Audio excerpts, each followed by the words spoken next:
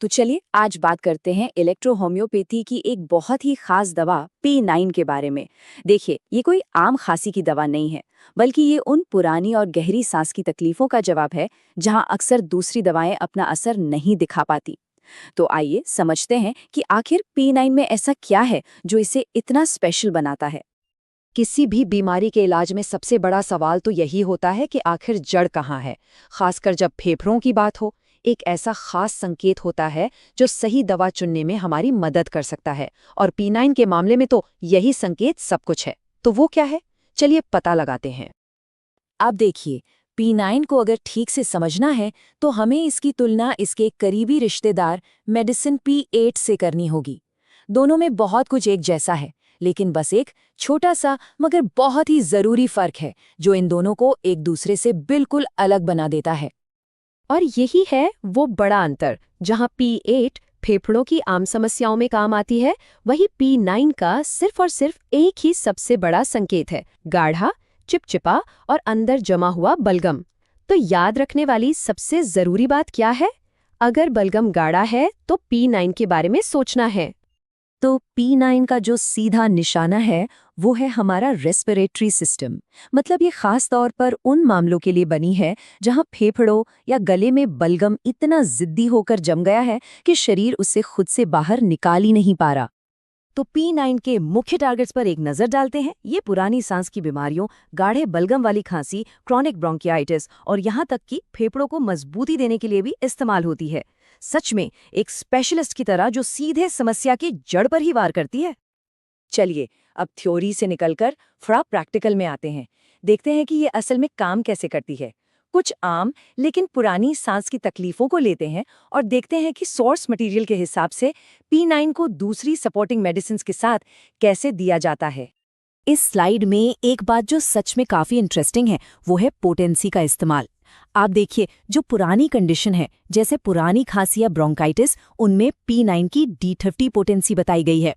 और इलेक्ट्रोहोम्योपैथी में high potency का सीधा सा मतलब है कि दवा का असर गहरा होगा और लंबे समय तक चलेगा, जो कि पुरानी बीमारियों के लिए बिल्कुल परफेक्ट है।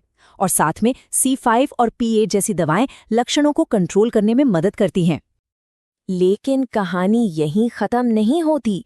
P9 का काम सिर्फ आम खांसी और जकड़न तक ही नहीं है। इसका रोल तो इससे कहीं ज्यादा गहरी और सीरियस प्रॉब्लम्स में है, जहां इन्फेक्शन ने लंबे समय से डेरा डाल रखा हो। यहाँ हम देख सकते हैं कि निमोनिया और टीबी जैसी गंभीर बीमारियों में भी P9 ही मुख्य दवा है। और एक बात पर गौर कीजिए, यहाँ सपोर्टिंग मेडिसिन जैसे C1 की D200 पोटेंसी इस्तेमाल हुई है, जो इलेक्ट्रोहोम्योपैथी में बहुत हाई पावर मानी जाती है। ये सीधा सीधा दिखाता है कि बीमारी कितनी गंभीर है और इलाज का लक्ष्य कितना गहरा है। अच्छा, अब उन खांसियों का क्या जो किसी खास वजह से, किसी ट्रिगर से शुरू होती हैं, जैसे वो रात में परेशान करने वाली खांसी या फिर ठंडी हवा में जाते ही जो शुरू हो जाती है। तो क्या P9 इन मामलों में भी उतनी ही असरदार है? आइए देखते हैं। यहाँ P9 की वर्सेटैलिटी साफ साफ दिखती है। चाहे वो रात की खांसी हो, ठंडी हवा से जमने वाला बलगम या फिर स्मोकर की या धूल से होने वाली खांसी, बस एक शर्त है, अगर बलगम गाढ़ा है तो P9 हमेशा एक टॉप चॉइस बनकर सामने आती है।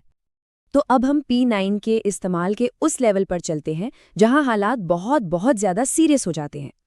ऐसे मामलों में सिर्फ बीमारी की गंभीरता ही नहीं बढ़ती, बल्कि दवा की ताकत को भी उसी लेवल पर ले जाना पड़ता है। सोर्स मटेरियल के मुताबिक फेफड़ों और गले के कैंसर जैसी जानलेवा बीमारियों में P9 की D200 जैसी सबसे हाई पोटेंसीज में से एक का इस्तेमाल होता है। यह इस दवा के स्केल को दिखाता है। मतलब एक हल्के से इन्फेक्शन से लेकर सबसे गंभीर बीमारियों तक इसका असर कितना गहरा हो सकता है। इससे पता चलता है कि P9 का काम करने का दायरा कितना बड़ा है। तो अगर इस पूरी बातचीत का निचोड़ निकालें, सार एक लाइन में समझें, तो वो ये है, N69 की असली पहचान, इसका निर्णायक संकेत है एक पुरानी सांस की बीमारी जिसमें बलगम बहुत गाढ़ा, चिपचिपा और गहरा जमा हो। बस यही है N69 का पूरा सार। और आखिर में एक सवाल सोचने के लिए छोड़ जाते हैं। कितनी हैरान करने वाली बात है ना, कि कैसे सिर्फ एक लक्षण, सिर्फ बलगम का गाढ़ा होना, न सिर्फ एक दवा को चुनने का फैसला करता है, बल्कि इलाज